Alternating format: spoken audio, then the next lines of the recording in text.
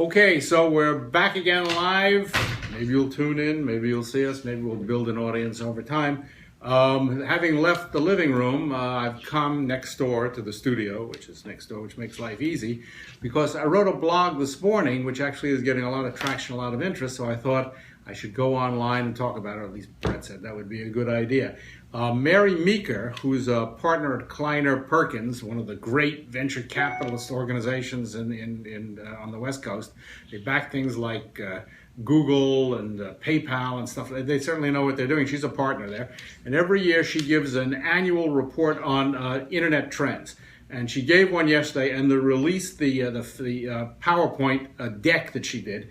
And there are a lot of interesting points. And the Washington Post wrote a piece about it this morning, which got my attention. And one of the most interesting points in this Meeker thing is she said that for the first time now, video has surpassed the text in terms of internet content. And of course, this is the beginning of a trend that's only going to continue. The reason behind this is that when the internet was first created or first surfaced or first available, bandwidth was a serious problem.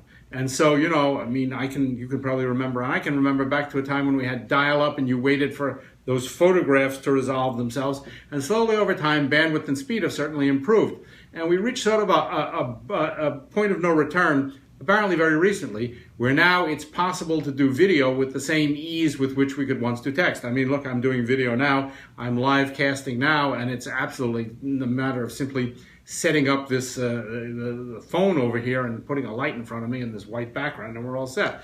So the point is that now that the internet is as friendly to text as it is to video, and one of the upshots of that is that text is beginning to gallop past video. Video is beginning to gallop past text, in terms of the content of the video. And she predicts that as we go forward, video is going to absolutely eviscerate text as the way in which we communicate with each other, and certainly for content on the internet. This is a really interesting and critical point, particularly for those of us in the video business.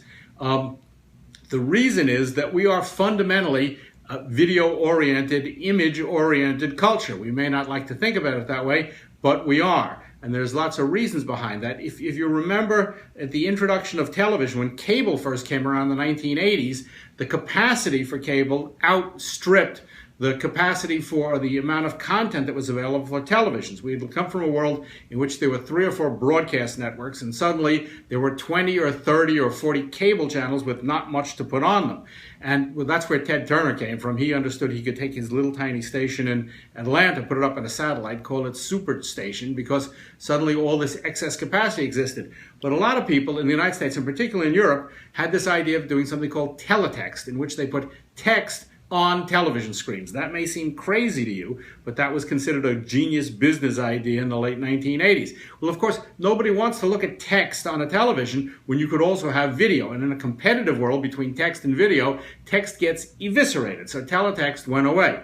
Now we have the same exact thing happening with an internet. An internet, you used to really only be able to do text because that's all the bandwidth carrying capacity was worthy of. Now can suddenly begin to do video with the same ease. And we begin to see, as Mary points out, and I think she's absolutely right, obviously she's right as partner at Kleiner Perkins, that video is beginning to wipe text off the internet. And this is a trend that will only continue. First, we like video a lot. It's a lot easier to make now. It wasn't always easy. Now it's easier to make and easier to use.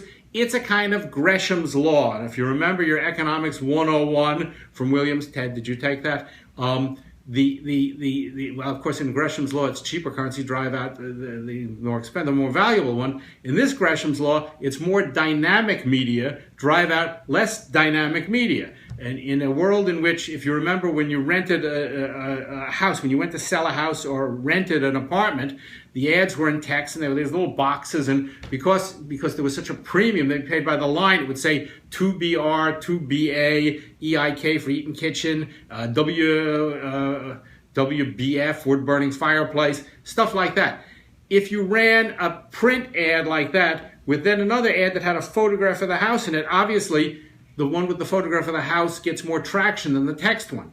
Photography becomes so ubiquitous that after a while, if you start to look at ads for a rental house or to buy a house, you're not even going to go to the ones that don't have photographs because there must be something wrong. Why wouldn't they put a photograph up? It's the same thing with dating sites. And try going on Tinder with just text instead of photographs. Well, now that video is beginning to percolate into the web with such rapidity, and it's not just here. It's a fascinating statistic in this thing that there's more video now on Snapchat than there is on Facebook, and it's like 5 billion views versus 8 billion views. I mean, the numbers are absolutely astonishing, and it's all video all the time. So as video becomes more and more ubiquitous on the internet, we're going to find that as photography began to wipe out text per se, I think we're going to see that video will begin to eviscerate text in the same way. And increasingly, as with imagery on the internet, and with imagery particularly in advertising, if you don't have video at some point, people are going to think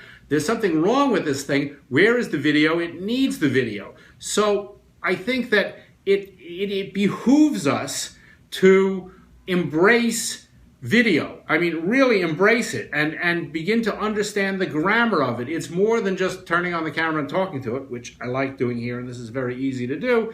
There is a grammar to video. There's a structure to it. There is a way to create video that makes it compelling and easy to understand. When the printing press was first invented, one of my favorite points, in 1452, there was no grammar actually. And in fact, a fascinating thing that I read in this Eisenstein book, which I talked about yesterday, is that the alphabet didn't really come about until after the printing press. There was certainly people writing for, 2,000 years before the printing press came along, but no one developed A, B, C, D, E until the printing press came along and suddenly developed this volume of texted materials that had to find some way to be organized. And that's where the alphabet came from. They had to find a way to organize, alphabetize the text, and then came chapters and punctuation and periods and commas and paragraphs and books. They were all a function of the technology of the printing press, because suddenly this medium of text communication went from being held by very, very few people, the priests and monks who didn't really think about it too much, to being done by everyone. The same exact thing is now going to happen in video, because the web carries it and the web talks to everyone, and video is the lingua franca of our culture. We're going to develop very quickly, considering how quickly things move, all of these aspects of communicating in this medium: a grammar, a way of talking to each other, a way of creating video. Probably the notion of half-hour shows or 3-minute videos on YouTube is going to go away. And in fact, what we're probably going to see is kind of a tapestry that combines stills and photographs and video, because they're all digital and they're all done in the same way. I don't want to belabor the point.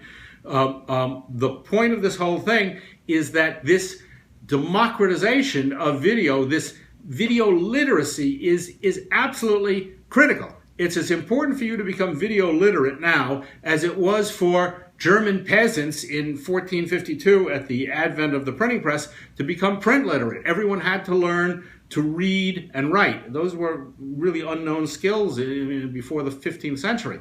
So the same thing is happening here. We're all very good at watching video, but we're all basically terrible. The vast majority of people are terrible at the making of video. And so, it's interesting. We're running this ad campaign now for the VJ.com and also the boot camps that we do in London in July and then in New York in September. And we ran this ad campaign that said you no longer have to hire crews. Now you can do this yourself. And about 10 minutes ago, I got a really nasty letter from a guy who runs a video company. And he said, I have a mortgage. Well, I'm sorry for the guy. I really am sorry for the guy. But the reality is here that we are all going to become video literate. And we're all going to embrace this technology. And the sooner we do it, the better. And this is a critical necessity. So video literacy is essential, that you embrace the technology is essential, and particularly streaming, which is an interesting thing. Next Wednesday at 12:30 p.m. on the VJ.com website, we're going to do a whole seminar. Lisa and I are going to do a seminar on the how to use streaming and the implications and the ramifications of streaming. But in the interim, this report from Kleiner Perkins that video has surpassed text on the internet, and it's just, the lines have just crossed. This is a fascinating moment in terms of communications history, not just the internet, but in terms of human communications history, because now we are beginning to embrace an entirely new mechanism, an entirely new grammar, an entirely new way of communicating ideas with one another. And so if I was sitting in Germany in 1452 and Kleiner Perkins had just announced that this printing press thing is going to be very big, my suggestion to everybody in Germany would be to become literate, print literate, quickly. Learn how to read and write. It's going to help you a lot. We're past that now, but the notion that we are moving to a video-dominated culture, that video will become the lingua franca of society, is indicative of the fact that you must become video literate. And it's more than just turning on a camera and pointing it at something and then turning it off. And it's more than even just simple editing and stuff like that. So thevj.com, not that I want to pimp my own business, but somebody's got to pay for all this stuff.